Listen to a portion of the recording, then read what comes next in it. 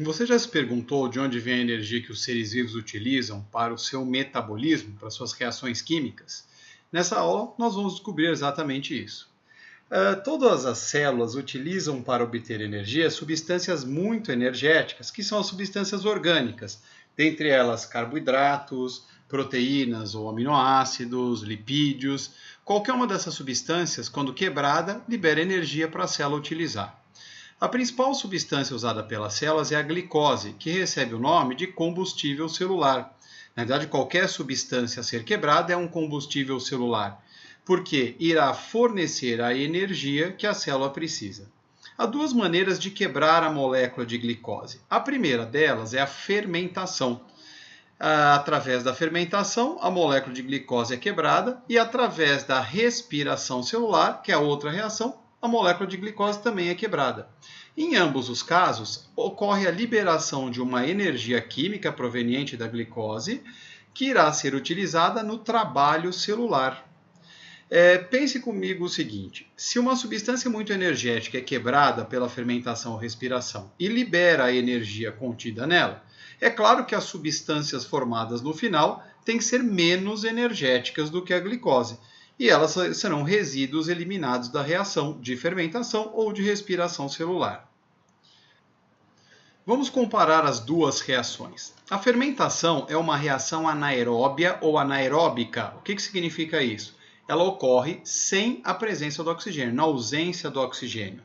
E ela ocorre no citoplasma da célula. Não tem nenhuma organela específica para ela ocorrer. A respiração celular, por outro lado, é uma reação aeróbia ou aeróbica, ou seja, ela ocorre na presença do gás oxigênio.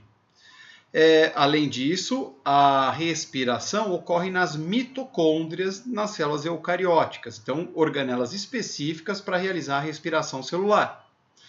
As reações de fermentação acabam gerando menos energia, elas realizam uma quebra menos eficiente da glicose, liberando menos energia, enquanto a respiração celular libera muito mais energia. Essa informação é uma informação importante, portanto, vale mais a pena respirar, se for possível, do que fermentar. Vamos conhecer as fermentações. A primeira fermentação que nós vamos conhecer é a fermentação alcoólica. Por que ela tem esse nome? Porque ela produz álcool. A fermentação sempre recebe um nome de acordo com a substância formada. Essa substância que nós estamos vendo aqui é o álcool etílico. O álcool etílico ou etanol é formado na fermentação alcoólica. Bom, quem realiza a fermentação alcoólica? Quem realiza essa fermentação são fungos unicelulares chamados levedos ou leveduras. Um dos mais conhecidos dos biólogos é o Saccharomyces, uma levedura, um fungo unicelular desse gênero, que é muito comum no fermento biológico. O fermento biológico é o fermento de tabletinho que é usado nas padarias para a produção de pães e que nós podemos comprar para fazer massas de pão em casa. Bom, vamos lá. Por aqui ocorre a fermentação alcoólica. Então, quem realiza a fermentação, que é a levedura ou os levedos, realizam para obter energia. Essa é a função do processo na natureza. Obtenção de energia para o trabalho celular da levedura. O ser humano percebeu que podia usar o álcool e o CO2 a seu favor.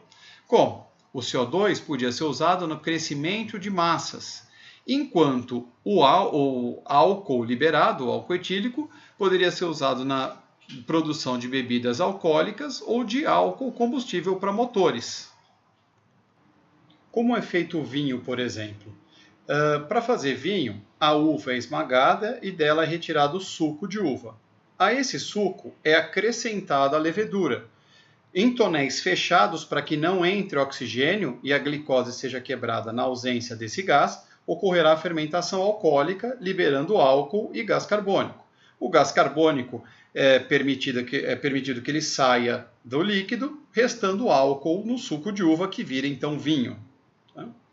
Como é que ocorre o crescimento das massas? Quando se faz pão, após a massa ficar pronta, ela deve ficar um período descansando fora do forno. Para que isso acontece? Para que as bolhas de gás carbônico liberadas pelas leveduras possam ser liberadas dentro da massa, fazendo ela crescer. Se os pães fossem colocados, se a massa fosse colocada diretamente no forno, o calor mataria o fungo, que deixaria de fazer a fermentação alcoólica, não liberando gás carbônico. Sem liberar gás carbônico, a massa não cresceria. Quando nós cortamos um pão, nós percebemos que ele é cheio de furinhos. Alguns pães, particularmente, têm furos ainda maiores. Cada furo desse abrigava uma bolsa que abrigava gás carbônico. Tá? Então podem ser bolsas menores ou maiores que abrigavam gás carbônico que fez o pão crescer.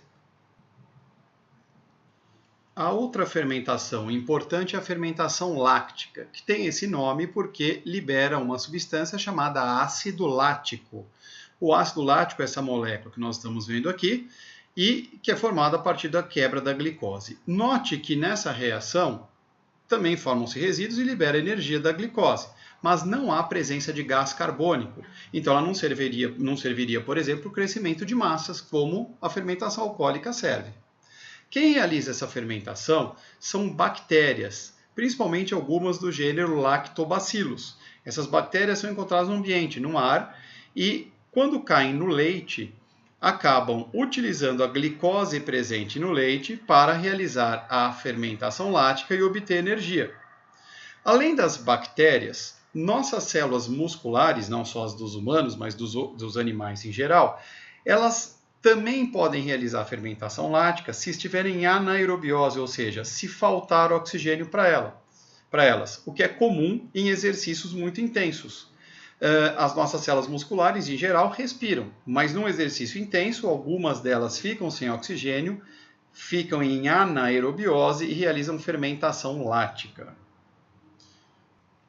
Bem, então, quem faz esse processo são as bactérias, lactobacilos, para obter energia. Só que o ser humano percebeu que a presença do ácido lático no leite azeda o leite e forma o coalho. O coalho ele é utilizado para a produção de queijos, de coalhadas, de requeijão e iogurtes, por exemplo. Tá? O que acontece com o músculo que realiza a fermentação lática por um período mais prolongado? Ele entra no que se chama fadiga muscular. Isso significa que ele perde a capacidade contrátil dele, ele deixa de contrair e dificulta a movimentação do atleta.